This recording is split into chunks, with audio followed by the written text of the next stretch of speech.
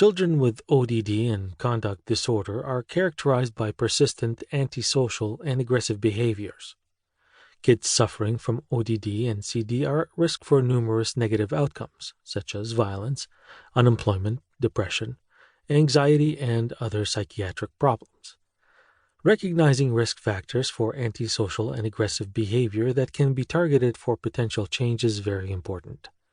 Lately, it has been shown that problems in feeling regulation, referring to the process by which individuals influence which emotions they have, when they have them, and how they experience and express this emotion, can be an important mechanism driving behavioral problems in ODD.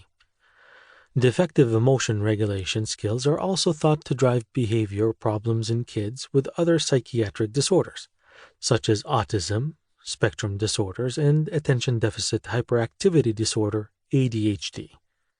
Therefore, there is a need to investigate if emotion regulation difficulties exist in those with ODD-CD, and to what extent emotion regulation difficulties are related to comorbid autism and attention deficit traits in those with ODD-CD, using cognitive, behavioral, and self-support measures of emotion regulation. Emotion regulation is necessary for psychological well-being and social functioning. Although emotion regulation strategies can be used deliberately, often these processes operate unconsciously. In real life, we are regularly confronted with situations eliciting emotions. Feeling regulation helps us to answer to those emotions in a socially acceptable and flexible way.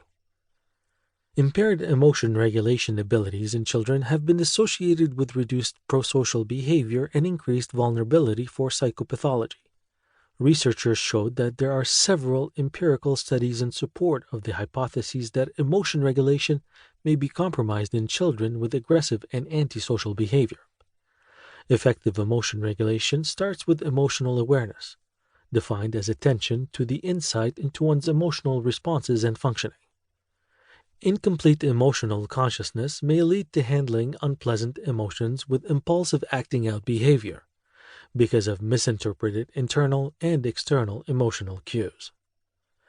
Children with aggression problems are less likely to inhibit emotional reactivity and use less effective or more inappropriate regulatory strategies.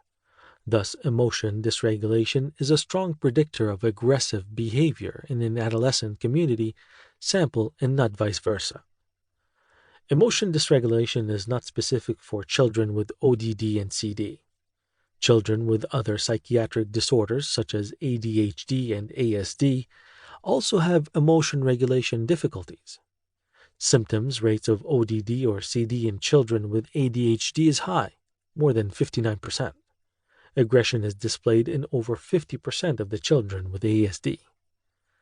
Children with ADHD lack the capacity for inhibition, making it difficult for them to delay a response long enough to gather information necessary for understanding emotionally charged situations.